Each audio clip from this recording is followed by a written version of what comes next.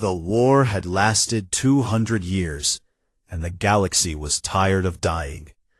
Ambassador Tyle Sorath stood at the center of the Galactic War Council chamber, aboard the orbital station called Pale Vigil. She was tall, even for an Elunari, with silver skin that caught the dim light of the room like polished stone. Her hands trembled as she held the data tablet, but she kept her voice steady. She had learned long ago that leaders were not allowed to shake. "The Korvan expanse has fallen," she said. 3 species, the Mivrani, the Selkath, and the Jori, are now refugees. Their homeworlds are burning. The Vreth Dominion controls another 47 star systems as of this morning. The chamber was silent. 34 species had seats at this table, but many of those seats were empty now. Some species had been wiped out entirely. Others had simply stopped coming. They had given up hope and retreated to their dying worlds to wait for the end. Supreme Commander Draven Cole sat at the far end of the table. He was a Torvathi, broad, powerful, with 4 arms and skin the color of dark iron. Scars covered every visible part of his body.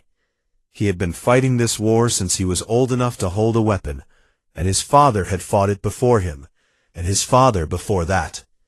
3 generations of Cole blood had been spilled across the stars, and for what? The front lines had barely moved in 50 years. Cole slammed one of his 4 fists on the table. "We do not have the ships," he said. His voice was low and rough, like stone dragging against stone. "We do not have the soldiers. We do not have the weapons. Every year we lose more systems. Every year the Vreth grows stronger. We are not fighting a war. We are managing a slow death." The room stirred with murmurs. Some delegates agreed. Others looked away in shame. A few were already whispering about surrender, about giving the Vreth half the galaxy in exchange for peace. It was not a popular idea, but popular ideas had stopped working a long time ago. Tyle had heard the surrender talk before. She understood it. She even sympathized with it. But she also knew the Vreth. She had studied them her entire career. The Vreth did not make deals. They did not share. They consumed. Giving them half the galaxy would only give them a place to rest before they came for the other half. "There must be something else," she said, more to herself than to the room. "Some option we have not considered." That was when a quiet voice spoke from the back of the chamber. "What about the humans?" Every head in the room turned. The speaker was a young Elunari woman named Naya. She was a junior analyst, barely old enough to be in the room at all. She had been assigned to data processing, not strategy. She was not supposed to speak at council sessions. Naya's silver skin flushed a deeper shade under the weight of all those alien eyes. But she did not look away. "The humans," she said again, "from the Sol system, on the outer rim." For a moment, there was nothing. Then laughter. It started with the Dressari delegate, a thin, insect-like being who found most things amusing. Then it spread. The Polani representative shook his massive head. The Fenori ambassador clicked her teeth in what passed for a chuckle among her kind. "The Deathworlders," said Councillor Vren of the Hothi, "a species known for their long memories and longer grudges. You want us to ask the Deathworlders for help? The species that was denied Concord membership because they could not stop fighting each other?" Naya stood her ground. "They were surveyed 60 years ago. A lot can change in 60 years. "They are primitive," Vren said flatly. "They had barely left their own star system when we surveyed them. They fight with crude weapons. They have no fleet worth mentioning. They would be nothing more than a footnote in this war." "With respect, Counselor," Naya said, and her voice was stronger now. "We are already a footnote. The Vreth are writing the final chapter. If there is even a small chance that the humans can help, is it not worth asking?" The laughter died. The room became quiet again. But it was a different kind of quiet. It was the silence of people who had run out of arguments, and knew it. Cole leaned forward. He studied the young analyst with his deep-set eyes. "I have read the survey reports on the humans," he said slowly. "They are violent, unpredictable. They fight wars among themselves for reasons that make no sense. They are dangerous." "So are the Vreth," Naya said simply. Cole held her gaze for a long moment. Then he leaned back and said nothing more. Tyle looked around the table. She saw exhaustion in every face. She saw defeat. She saw species that had once been proud and powerful, now reduced to arguing in a room while their worlds burned. She thought about the Mivrani children she had seen in the refugee camps last month, hollow-eyed, starving, asking when they could go home. There was no home to go back to. She made her decision. "I will authorize a contact mission to the Sol system," she said. "A small diplomatic ship. We will ask the humans if they are willing to help." Vren scoffed. "You are wasting time and resources on a fantasy." "Perhaps," Tyle said. "But I have spent 20 years doing the sensible thing, counselor. The sensible thing has brought us here, to the edge of extinction. I think it is time to try something foolish." She turned to Naya. "You suggested this. You will come with me." "Ambassador, I am just an analyst. I process data. I have never been on a diplomatic mission." "Then this will be educational for both of us," Tyle said. There was no warmth in her voice. There was no hope either. She was not doing this because she believed the humans could save them. She was doing this because she had nothing left to believe in, and doing something, anything, was better than sitting in this room and waiting to die. The council voted. It passed by a narrow margin, not because anyone believed in it, but because no one had a better idea. 3 hours later, a small Concorde diplomatic corvette broke away from pale vigil and pointed its nose toward the outer rim of the galaxy, toward a small, unremarkable yellow star, toward a blue planet that the galaxy had looked at once, laughed at, and forgotten. Tyle sat in her cabin and stared out the viewport at the passing stars. Somewhere behind her, the war ground on. Somewhere ahead, on a world of water and dirt and madness, a species the galaxy had rejected was waiting. She did not know what she would find there. She did not know if it would matter. But for the first time in a very long time, she was moving forward instead of standing still. And in a war that had lasted 200 years, even that small thing felt like something close to a miracle. The diplomatic corvette dropped out of faster-than-light travel near the largest planet in the Sol system, a massive ball of swirling gas that the humans called Jupiter. Tyle stood on the bridge with Naya beside her, watching the planet fill the viewport. It was beautiful in a violent way, all storms and fury, and she thought it was a fitting welcome to a system that belonged to a species known for the same. Then the alarms went off. 6 contacts, the pilot said, his voice rising with panic. 6 warships. They are, Ambassador, they were not there a moment ago. Our sensors did not detect them until they were already on top of us. Tyle grit the railing and looked at the tactical display. 6 red shapes had appeared around the corvette in a perfect formation, like the points of a closed fist. They had come from nowhere. No FTL signature. They had simply appeared, as if they had been waiting there all along, invisible and patient. "They are hailing us," the communications officer said. "Answer them," Tyle said. A voice filled the bridge. It was calm, clear, and spoke in accented but perfect Concorde Common. "Unidentified vessel. This is the UNSF Ironwall. You have entered sovereign human space. State your identity and purpose, or you will be escorted out. You have 30 seconds. Tyle took a breath. "This is Ambassador Tyle Sorath of the Galactic Concorde. I come on a diplomatic mission. I wish to speak with your leaders." There was a pause. Then, "Hold your position, Ambassador. Do not move." They waited. Tile used the time to study the human ships on the tactical display. They were nothing like Concorde vessels. Concorde ships were elegant, smooth curves, polished hulls, designed to look as beautiful as they were functional. They were blocky and angular, covered in armor plating and weapons. They looked like they had been built by people who cared about only one thing: winning a fight. Every surface bristled with gun turrets, missile tubes, and systems that the Corvette's scanners could not even identify. "Ambassador," Naya whispered from beside her, "our sensors cannot determine the full capability of those ships. Their hulls are blocking our scans." Tile nodded slowly.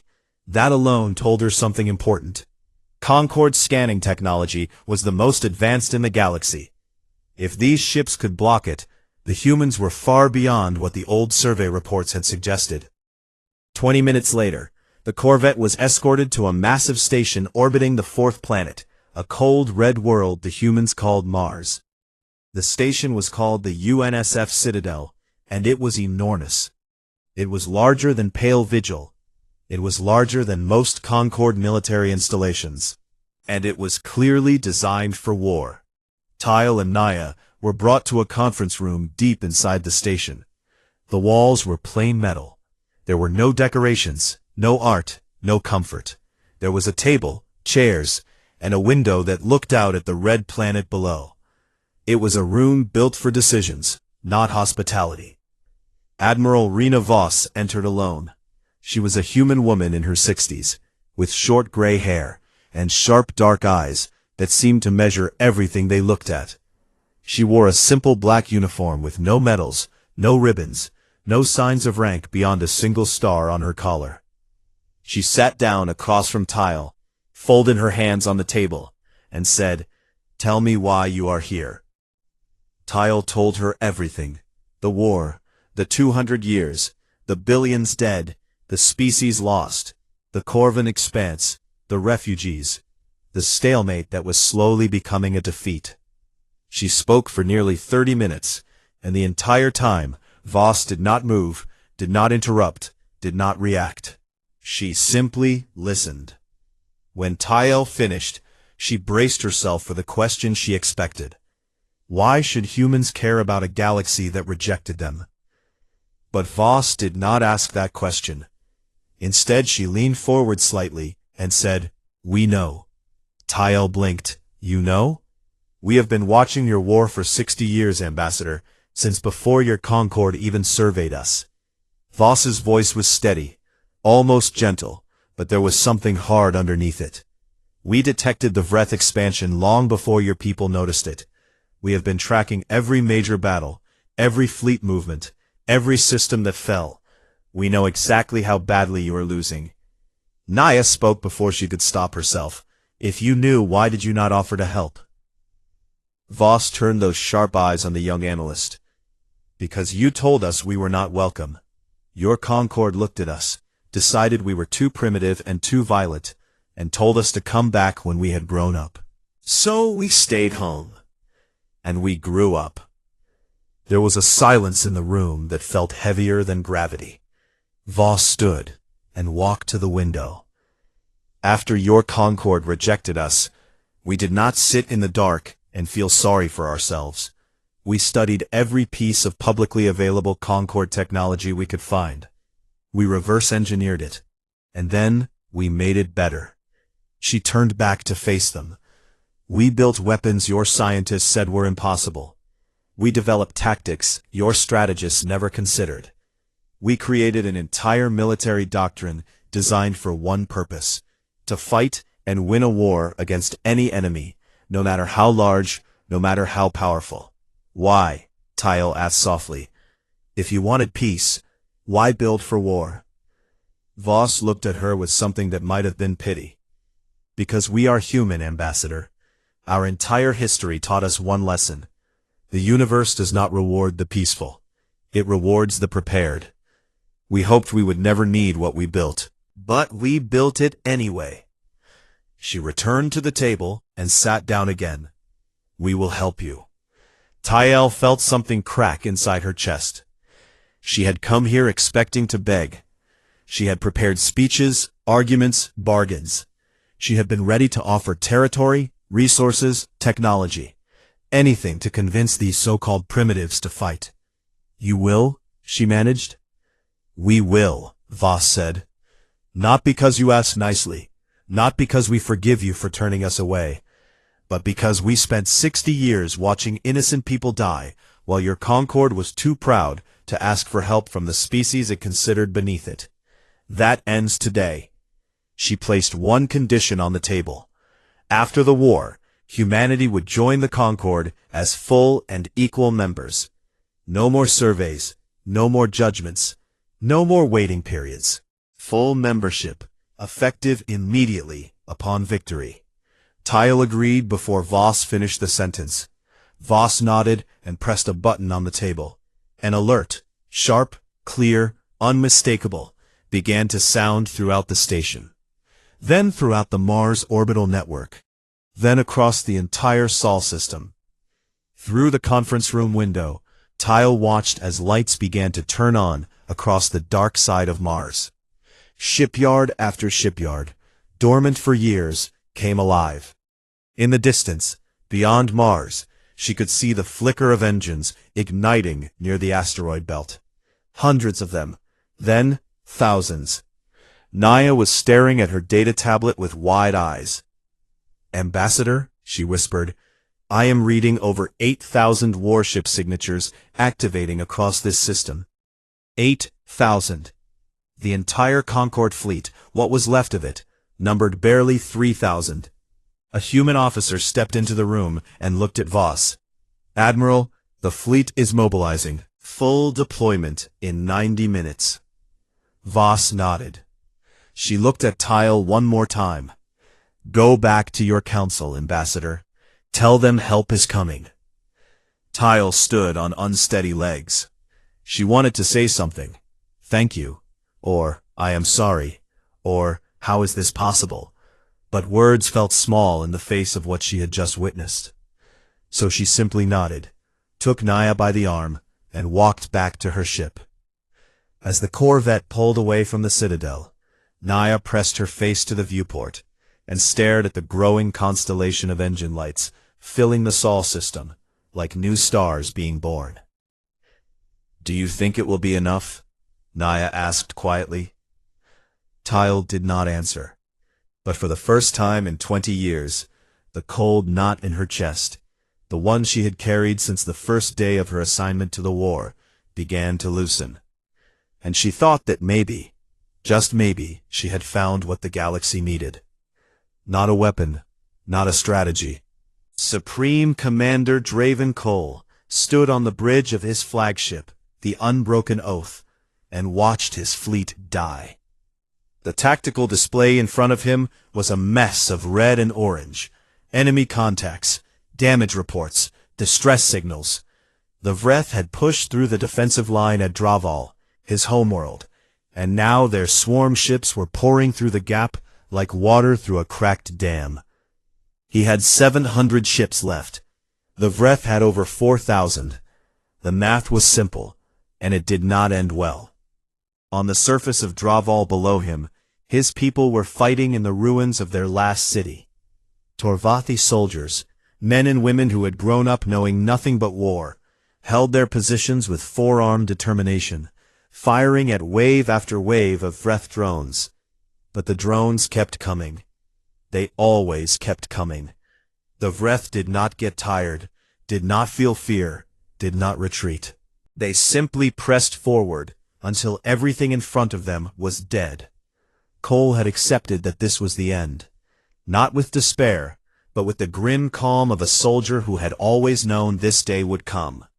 He would die on his bridge, defending his world, and the Vreth would add another name to the list of species they had consumed. That was how this story ended. That was how it had always been going to end. Then his communications officer said something that did not make sense. "Commander, I am detecting FTL signatures, thousands of them, behind our lines." Cole turned sharply. "Vreth reinforcements?" "No, sir." The officer's voice was strange, confused and something else that Cole could not identify. The signatures do not match any Vreth profile. They do not match any Concord profile either. Sir, I have never seen engine signatures like these. Cole looked at the tactical display. Behind the Concord fleet, in the empty space that should have held nothing but stars, points of light were appearing. Dozens, hundreds, thousands. They bloomed across the display like flowers opening in fast motion, and each one was a ship dropping out of FTL travel. 8,000 ships, the number kept climbing. A transmission cut across every Concord frequency, open, unencrypted, meant to be heard by everyone.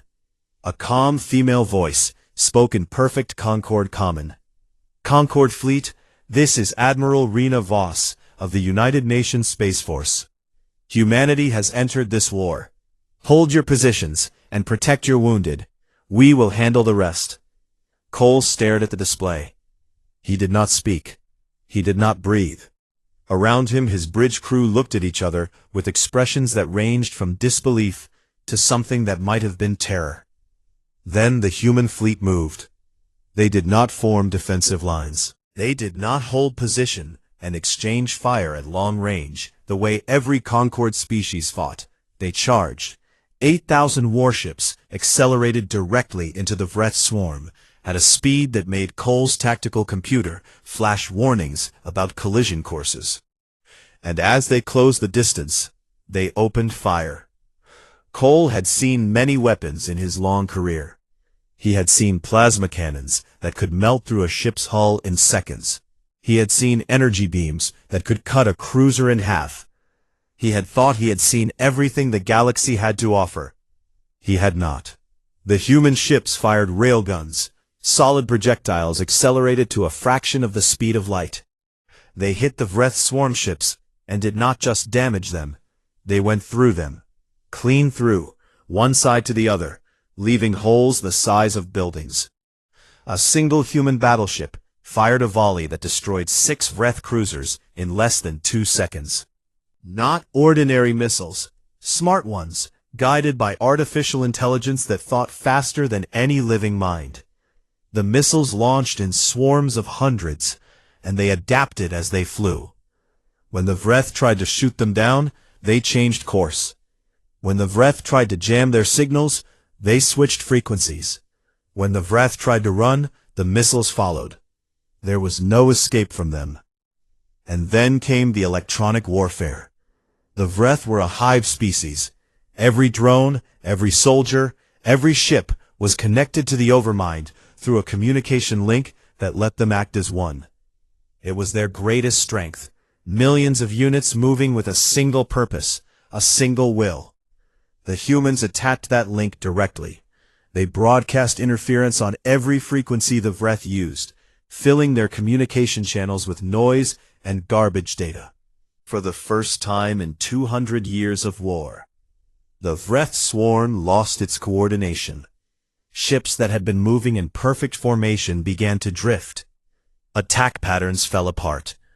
Drones that had been advancing with mechanical precision stuttered and stopped, waiting for orders that no longer came clearly. The swarm, which had always been the Vreth's most terrifying feature, became a weakness. Without clear communication, they were not an army. They were a crowd. The humans cut through them like a blade through paper. On the surface of Draval, the ground war changed just as suddenly. The Vreth had been besieging the last Torvathi city for 3 months. Their drone soldiers, 6-legged, armored, relentless, had pushed to within a few blocks of the central government building.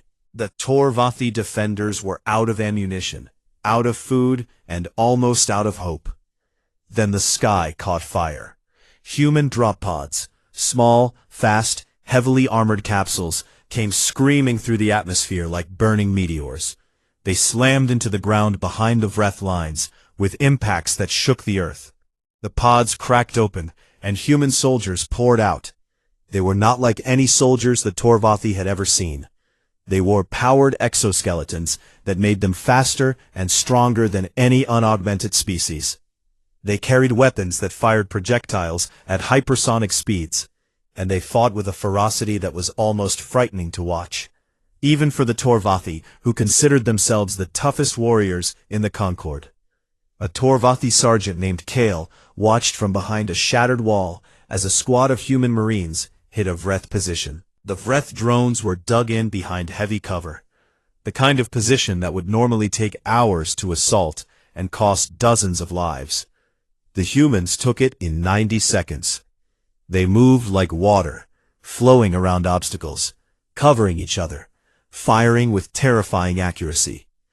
One of them, a woman who could not have been older than 25 by human years, ran straight at a Vreth heavy drone 3 times her size, slid under its legs, planted an explosive charge on its belly, and kept running without looking back. The drone exploded 2 seconds later. Kale had been fighting for 6 years. He had seen courage, and he had seen madness. What the humans did was something in between. Something that looked reckless, but was actually precise. Something that looked like chaos, but was actually control. Within 2 hours, the siege of Dravel was broken. The Vreth ground forces, cut off from orbital support and unable to receive clear orders from the fragmenting Hivelink, collapsed. Some fought to the death. Some simply stood still, waiting for commands that never came. The human marines swept through them all. Back in orbit, Cole watched his tactical display with the expression of a man witnessing a miracle he did not deserve. The red icons that had filled his screen were vanishing. The Vreth fleet, which had outnumbered the Concord 5-1, was being torn apart by a force it had never encountered and could not understand. His aide, a young Torvathi officer named Sarah, stood beside him with tears running down her iron-colored cheeks. "Commander," she said, her voice breaking, "the humans are requesting that we withdraw our damaged ships to the rear for repairs. They say they will cover us." He watched a human destroyer, a ship half the size of his flagship, ram itself into the side of a Vreth carrier, punching through the hull and destroying the carrier's engine core, before pulling free and continuing to fight. "We called them primitive," he said quietly. "We looked at them and saw savages, children playing with weapons. We were fools, Sarah. We were the greatest fools in the history of this galaxy." He turned to his communications officer. "Signal all Concord ships. Fall back to the rear as the humans have requested. Let them through." The Concord fleet parted like a curtain, and the human armada poured through the gap and into the heart of the Vreth formation. On the far side of the battlefield, something that had not happened in 200 years of war began to happen. The Vreth started to run, while the galaxy was still trying to understand what had happened at Draval. Admiral Rena Voss was already 3 steps ahead. She stood on the bridge of her flagship, the UNSF Tempest, studying a holographic map of Vreth space. The Vreth dominion was vast. Hundreds of star systems, thousands of fortress stations, millions of warships spread across a quarter of the galaxy. Any conventional military strategy would require years of slow, grinding advances through heavily defended space. The Concord had tried that approach for 2 centuries. It had not worked. Voss had no intention of repeating their mistakes. She turned to her chief tactical officer, a man named Colonel Harris Chen, who had spent 30 years designing war plans for a war he was never sure would come. "Status of Phase 2 assets?" Chen checked his displays. "All strike groups are in position, Admiral. 1,700 stealth destroyers at designated coordinates throughout Vreth space. Infiltration teams have confirmed positions inside 312 priority targets. AI coordination network is online and synchronized. We are ready." "And the Vreth? Do they know we are coming?" Chen almost smiled. "Their Hivelink is still struggling to recover from the disruption at Dravol. Their long-range detection grid has gaps in 14 sectors. No, Admiral, they do not know." Voss nodded. She looked at the map one more time. All those red dots representing Vreth's strongholds, shipyards, communication relays. And at the center of it all, the Dominion core, where the Vreth Overmind sat in its massive bioship like a spider at the center of a web. The Concord strategists had always said the Dominion core was untouchable. It was protected by layers of defense that would take decades to fight through. Minefields, fortress stations, the largest Vreth fleet in existence. No force in the galaxy could reach it. Voss disagreed. She pressed a single button on her command console and spoke 2 words that would change the history of the galaxy. Wrath Protocol. Across Vreth space, in 1,700 different locations, human ships that had been hiding in the dark, running silent, invisible to sensors, waiting for this exact moment, activated simultaneously. And they did not simply attack. They attacked everything at once. Every Vreth fortress received a strike at the same nanosecond. Every shipyard, every communication relay, every supply depot, every fleet staging area. 1,700 precision strikes, coordinated by an artificial intelligence network that thought faster than any living mind could follow, all hitting their targets within the same heartbeat. The effect was catastrophic.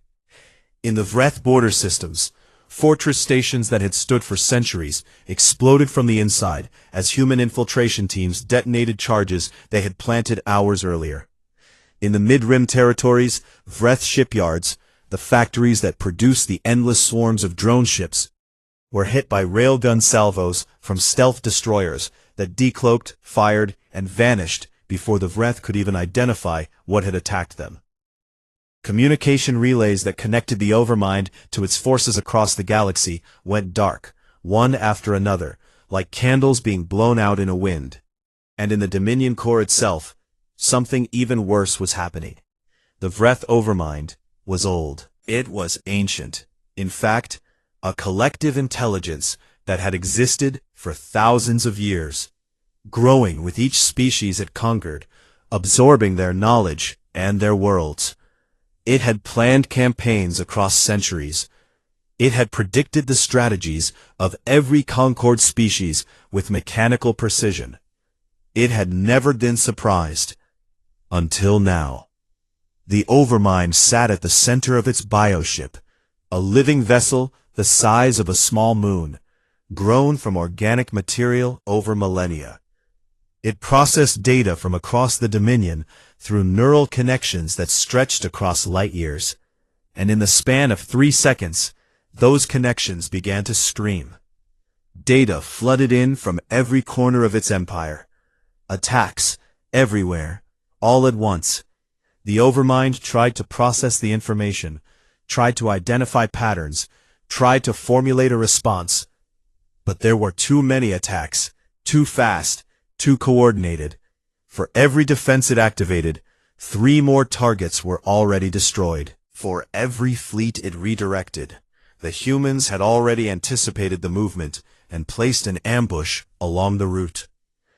The Overmind felt something it had never felt before. It did not have a word for it in its own language, because its language had never needed such a word. But if it had been human, it would have called it panic. It tried to reach out to its forces, to send orders, to coordinate, to command. But the communication relays were gone.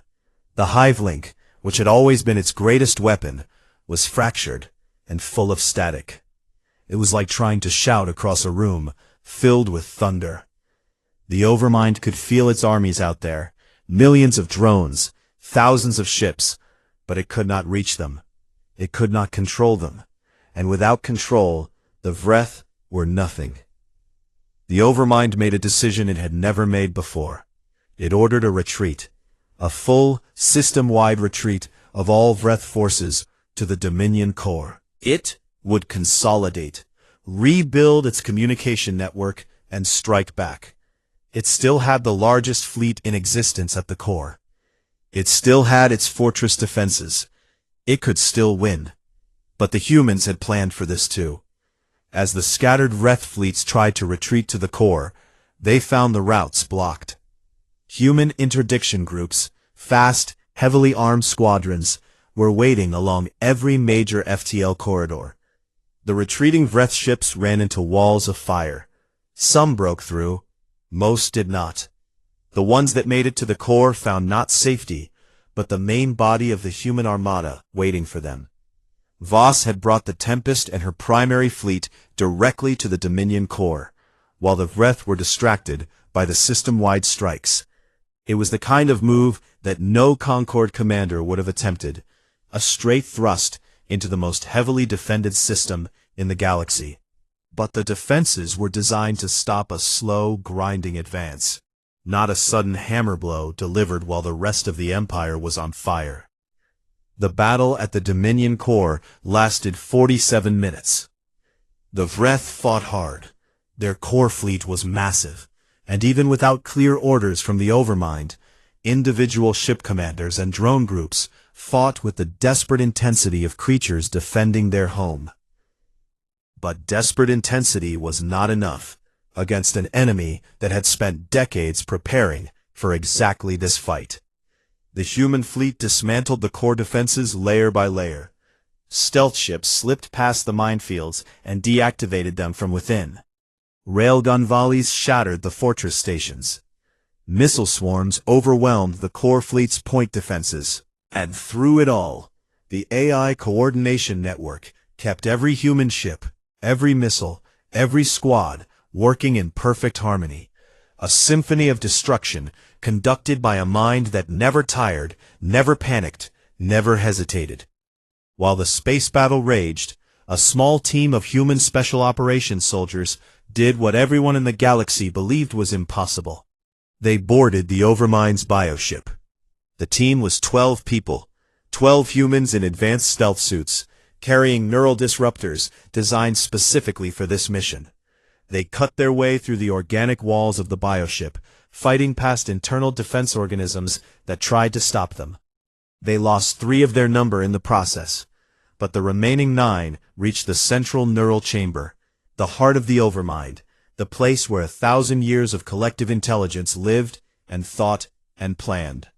They planted the disruptors and activated them. The effect was immediate and total. The neural disruptors did not kill the Overmind. They shattered it. They broke the connections between its billions of component minds, fracturing the collective intelligence into a billion confused, disconnected fragments. Across the galaxy, every Vreth drone, every Vreth ship, every Vreth soldier felt the link snap. Some went mad. Some shut down entirely. Some turned on each other, unable to tell friend from enemy without the Overmind to guide them. The war machine that had terrorized the galaxy for centuries fell apart in minutes. Back on pale vigil, Naya watched the data scroll across her screen with trembling hands. She had been tracking the battle from the moment the humans engaged at Dravol. She had watched the front lines collapse. She had watched Wrath Protocol unfold across the map like a spreading fire. And now, she watched the Vreth neural network, the backbone of their entire civilization, go dark. She understood in that moment something that the galaxy had gotten wrong for 60 years. The humans had not been rejected because they were primitive. They had been rejected because the Concord had looked at their violence, their aggression, their relentless drive to fight and win, and had seen something that terrified them. They had seen themselves, but better at it. Naya leaned back in her chair and closed her eyes. Around her, the station was beginning to buzz with confused, hopeful reports from across the galaxy. The Vreth were collapsing, everywhere, all at once. It had been 4 hours and 43 minutes since the humans had fired their first shot. At exactly the 5-hour mark from the first human shot fired at Dravol, a signal went out across the galaxy. It came from the shattered remains of the Vreth Overmind's bioship, broadcast on every frequency in every language known to galactic civilization. It was a single word, transmitted by the broken fragments of a collective intelligence that had ruled an empire for 1,000 years.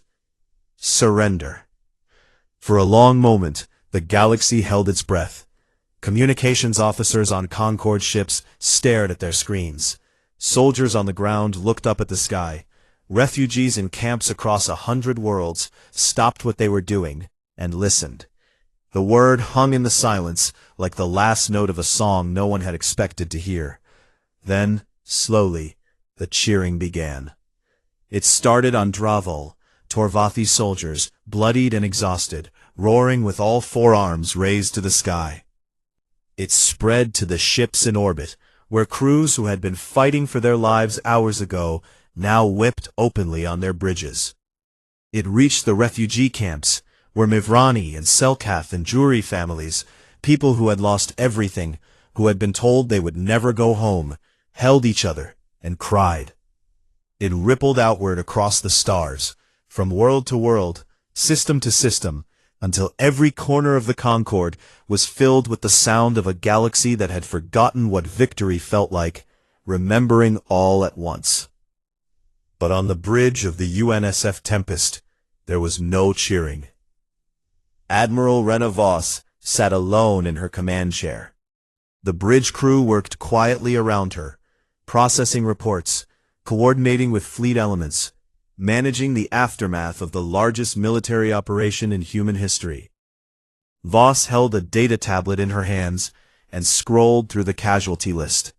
Names, faces, service records, each one a human being she had sent into fire. The losses were small by galactic standards. A few hundred dead, a few thousand wounded. The Concord had lost more than that in a single afternoon of their 200-year war. But Voss did not measure loss by galactic standards. She measured it by human ones. Each name on her tablet was someone's child, someone's friend, someone's partner. Each one had volunteered to fight a war that was not theirs, in a galaxy that had told their species it was not welcome. Colonel Chen approached carefully. Admiral, the Vreth surrender is confirmed. All Vreth military assets are standing down across every sector. The war is over. Voss did not look up from the tablet. 5 hours, she said quietly. 200 years of their war. 200 years of species going extinct while the Concord held meetings and debated strategy and congratulated itself on being civilized. And it took us 5 hours. There was nothing to say. These people died because the galaxy was too proud to ask for help, Voss said. She was not angry. Her voice was flat and tired, which was worse. Remember that, Colonel.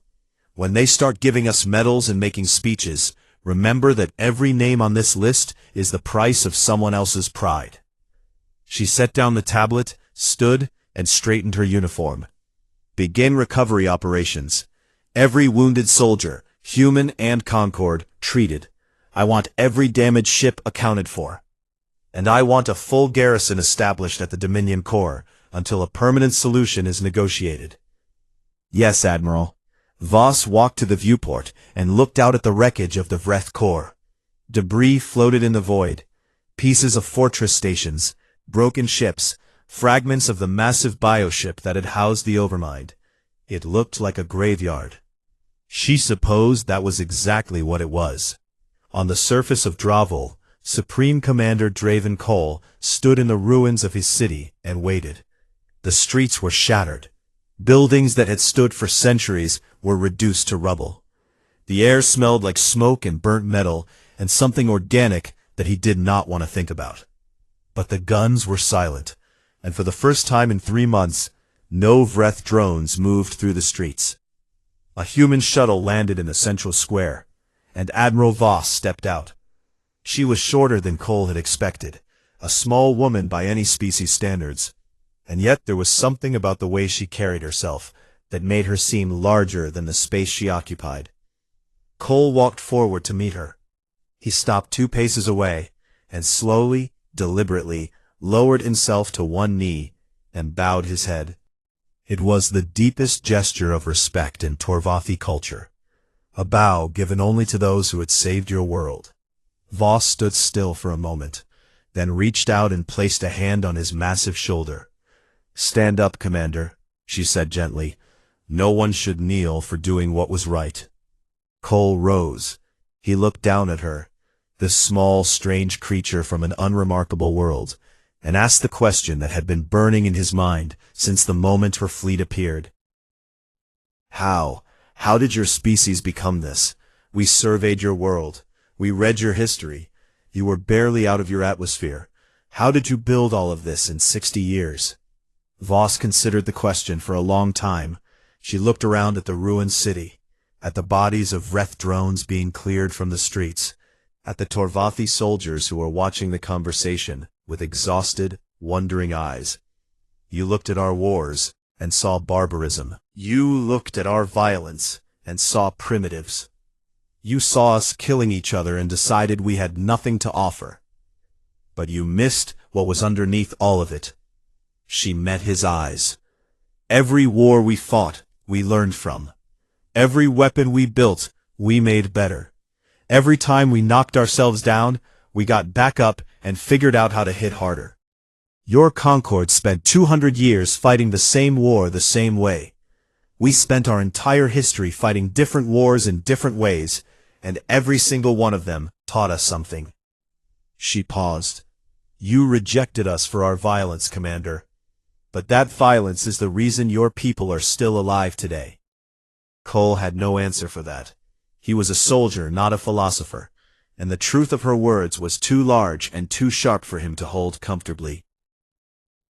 So he simply nodded, and the two commanders stood together in the ruins and watched the sun set over a world that had been saved. 3 days later, the formal ceremony took place aboard Pale Vigil. The Galactic War Council convened for the first time since the battle, and this time, every seat was filled. Species that had abandoned the council returned. Delegates who had argued for surrender stood in silence, and at the center of the chamber, a new chair had been placed, the 35th seat, for humanity. Admiral Voss sat in it. She wore the same plain black uniform she always wore, with no medals, no decorations. She did not smile. She listened as Ambassador Tyel read the formal declaration of humanity's admission to the Galactic Concord, and she signed the documents, and she shook the hands and claws and tentacles that were offered to her. The galaxy watched, and the galaxy felt two things at once: gratitude and fear. Fear, because every species in the room now understood what lived on that small blue world at the edge of the spiral arm. Some of them would never look at the stars the same way again. After the ceremony, Naya returned to her quarters and sat down at her desk. She had been asked to write the official Concord report on the human intervention, the document that would be read by every species on every world for generations to come. It was the most important thing she would ever write, and she had no idea how to begin. She stared at the blank screen for a long time. Then she started typing. She wrote about the war, and the desperation, and the day she had raised her hand in a room full of people who had run out of ideas. She wrote about the human fleet, and the battles, and the victory. She wrote about what it felt like to watch an empire fall in 5 hours. And at the end, she wrote a single line that would become the most quoted sentence in the history of the galaxy. We spent 200 years asking how to win the war. We should have spent 5 minutes asking the humans. Far away, at the Dominion core, a young human soldier sat on the wreckage of the Overmind's bioship. Her name was Private Lena Okoro, and she was 23 years old. She had joined the UNSF because she wanted to see the stars, and instead she had seen war. She had fired her weapon and watched things die and lost 2 friends in the corridors of the bioship. And now the war was over, and she was sitting on the corpse of the enemy and watching an alien sun set over a broken empire. She pulled off her helmet and let the strange air touch her face. It smelled wrong, too sweet, too chemical, but she breathed it in anyway. She was tired in a way that went deeper than her bones. She wanted to go home. She wanted to see Earth, real Earth, with its blue sky, and its green trees, and its messy, beautiful, violent history. Around her, the debris of the Wreth Dominion floated in the void. Ships, stations, the shattered pieces of a civilization that had consumed worlds. All of it broken now, all of it silent. Lena closed her eyes and let the alien light warm her face. She thought about the 200 years that the galaxy had spent dying before anyone thought to call Earth. She thought about the 5 hours it had taken to end it. And she thought about all the people, human and alien alike, who had not lived to see this sunset. The galaxy was at peace. It was an imperfect peace, built on blood and fire, and the uncomfortable truth that the species everyone had dismissed as savages had turned out to be the only ones capable of ending the nightmare. It was the kind of peace that came with questions about power and pride and what it really means to be civilized. But it was peace. And after 200 years of war, that was enough. Lena opened her eyes, looked up at the unfamiliar stars, and smiled.